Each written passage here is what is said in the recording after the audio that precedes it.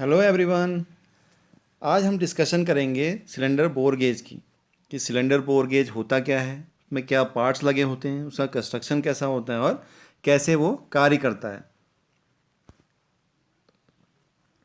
Cylinder bore के जो parts होते हैं, पार्ट्स आप यहाँ पर देख पा रहे हैं कि जो सिलेंडर बोर गेज होता है, सिलेंडर बोर गेज जो आप ये देख रहे हैं ये सिलेंडर बोर गेज होता है।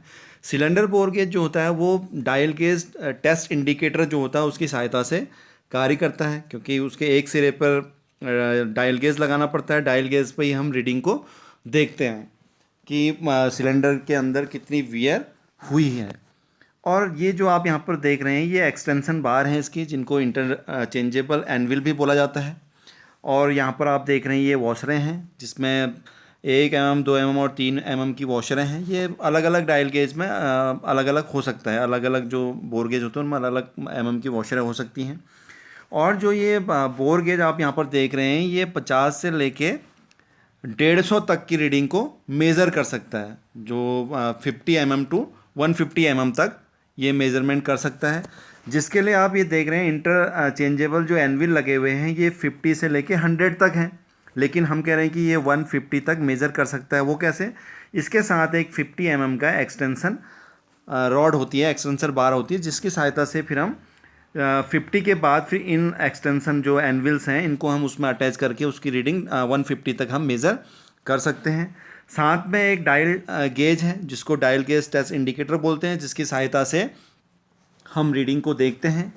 और जो ये आप देख रहे हैं यहाँ पर जो सिलेंडर बोर गेज होता है इसमें ये एक स्क्रू है, स्क्रू की सहायता से हम यहाँ पर इसको डायल गेज को लगाते हैं। और ये ग्रिपिंग है जिसको सहायता से हम इसको हाथ में पकड़ते हैं। तो आगे देखते हैं इसके कंस्ट्रक्शन के बारे में। ये आप देख रहे हैं ये इसका कंस्ट्रक्शन है डायल गेज और सिलेंडर बोर गेज का। तो सबसे पहले डायल गेज टेस्ट इंडिकेटर के पार्ट्स देख लेते हैं, जिसमें आप सबसे पहले आप देख रहे हैं पॉइंटर। इस पॉइंटर की सहायता से ही हम रीडिंग को मेज़र कर सकते हैं। पॉइंटर एंटी क्लॉक या क्लॉकवाइज जब घूमता है तो उसके हिसाब से हम रीडिंग को नोट डाउन करके उसकी कैलकुलेशन कर सकते हैं। और ये जो पूरी असेंबली है इसको डायल गेज बोला जाता है। जो यहाँ पर ये ग्लास देख रहे हैं, ग्लास के ऊपर जो आप कवर देख रहे हैं इसको बेजल कवर बोला जाता है। ये बेजल कवर को हम हाथ से मूवमेंट कर सकते हैं। मूवमेंट करने से ही हम ज़ीरो सेटिंग कर सकते हैं। डायल गेज पर ज़ीरो सेटिंग इसी के द्वारा की जाती है। और ये यहाँ पर आप जो देख रहे हैं ये शॉर्ट पॉइंटर देख रहे हैं, जो शॉर्ट पॉइंटर छोटा पॉइंटर है। इसके इस पॉइंटर के द्वारा हम जो सिलेंडर बोर गेज होता है उसमें हम इनिशियल प्रेशर सेट कर सकते हैं। इनिशियल प्रेशर का मतलब कि हम जो सिलेंडर बोर गेज है उसमें हम प्लस और माइनस की रीडिंग दोनों ही ले सकते हैं। तो इसलिए जीरो सेटिंग ना, जब हम इसमें जीरो सेटिंग करते हैं तो उसमें हमें इसमें इनिशियल प्रेशर देना बहुत ज़रूरी है। ये आप डायल गेज का स्टेम देख रहे हैं। इस स्टेम के अंदर ही जो इसका स्पेंडल है, स्पेंडल मूव करता है। और ये स्केल मार्क प्लेट है, जो स्केल आप देख रहे हैं जिस पर ये मेंशन है 0 से लेकर 50, फिर आप रिवर्स में है तो ये पूरा स्केल इसमें बना हुआ होता है, जिसमें आप देख रहे हैं कि जो एक छोटा यूनिट है, एक छोटा खाना जो होता है वो 0.01 mm के बराबर होता है। और ये डायल गेज अगर हम देखें तो डायल गेज मैक्सिमम ये 5 mm तक की रीडिंग मेज़र कर सकता है कि 5 mm जो उसका स्टैंडर्ड साइज़ है उससे 5 mm तक की वियर को ये चेक कर सकता है। अब ये जो आप देख रहे हैं इधर ये सिलेंडर बोर गेज है। सिलेंडर बोर गेज में सबसे ऊपर आप देख रहे हैं यहाँ पर एक एडॉप्शन स्क्रू है। ये एडॉप्शन स्क्रू के द्वारा ही डायल गेज को यहाँ पर कसा जाता है। ये ग्रिपिंग है, ये ग्रिपिंग जो है हाथ से पकड़कर इसको ऑपरेट किया जाता है। ये आउटर सिलेंडर है जिसके द्वारा अंदर लिंकेज बने हुए होते हैं, प्लंजर टाइप लिंकेज बने होते हैं जो डायल गेज से जो ये डायल गेज की स्पेंडल है उससे अटैच रहते हैं। और नीचे जो आप देख रहे हैं ये नीचे मूवेबल एनविल, इसके एक तरफ मूवेबल एनविल लगा हुआ होता है और दूसरी तरफ हम अलग अलग साइज के इसमें इंटरचेंजेबल एनविल को लगा सकते हैं। और ये जो बीच में एक प्लेट देख रहे हैं आप, ये जो प्लेट होती है गाइड प्लेट होती है। ये गाइड प्लेट जो होती है ये जॉब के साथ, सिलेंडर के साथ रेस्ट कर कर चलती है, जिससे जो प्लंजर होता है या ये जो एनविल होता है उसको सहायता मिलती है। तो ये तो इसका कंस्ट्रक्शन था कि कंस्ट्रक्शन इसका जो ये इंटरचेंजेबल एनविल है इसको आप देख सकते हैं। ये आप देख रहे हैं यहाँ पर को ये इसका इंटरचेंजेबल जो एनविल लगता है वो यहाँ पर स्क्रू होता है, एक स्क्रू के द्वारा इसको हम अलग अलग साइज़ के हम यहाँ पर आवश्यकता पड़ने पर हम 50 से लेके 100 तक के यहाँ पर इंटरचेंजेबल एनविल को हम लगा सकते हैं। और ये इधर जो होता है वो मूवेबल एनविल होता है। अब इसके वर्किंग के बारे में बात करें तो वर्किंग, अब जैसे कि जो सिलेंडर बोर गेज होता है, तो सिलेंडर बोर गेज का जो मेन फंक्शन होता है वो होता है सिलेंडर का जो इंटरनल डाया है उसको मेज़र करने के लिए उसका प्रयोग किया जाता है। कि जो सिलेंडर होता है, सिलेंडर में जो वियर होती है जिसको हम ओवेलिटी बोलते हैं या फिर टेपरनेस बोलते हैं, तो वो हम ये सिलेंडर बोर गेज की सहायता से उसको मेज़र कर सकते हैं। और जब हम सिलेंडर बोर गेज की जब हम मेज़रमेंट करते हैं तो सबसे पहले हमें सिलेंडर बोर गेज की जीरो सेटिंग करनी पड़ती है।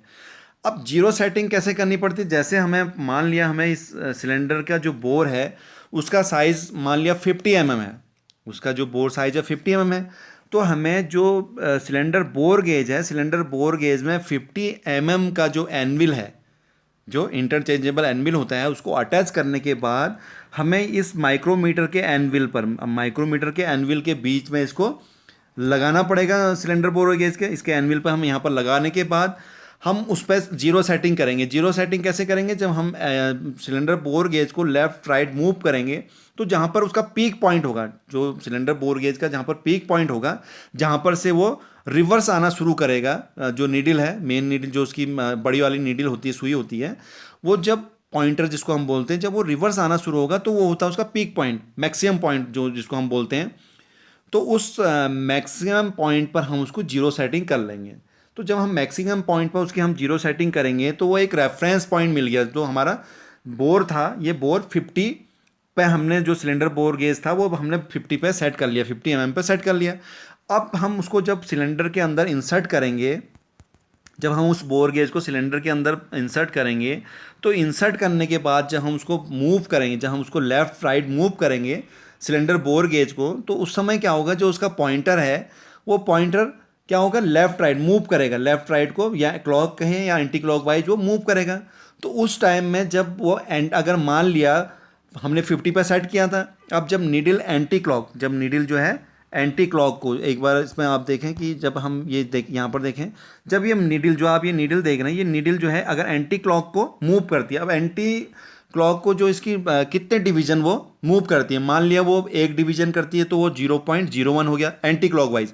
और अगर 0.02 मान लिया वो 0.06, मतलब 6 खाने, वो जो 6 छोटे डिवीजन है वहाँ तक वो मूव करती है, जीरो से वापस आती है, हायर पॉइंट पर जाती है। तो इसका मतलब हो गया कि वो जो 50 उसका साइज़ था, एक्चुअल साइज़ जो था वो 50 था। अब वो एंटी क्लॉक मूव कर रही कितना, 0.06 या 0.6 यूनिट कर रही है, 6 डिजिट कर रही है। अब 6 डिजिट कर रही है तो उसका मतलब हो गया 0.06, 50.06 उसकी जो वियर होगी, 50 उसका स्टैंडर्ड साइज़ था, और जो वियर हो गया उसमें कितना हो गया, 0.06 हो गया।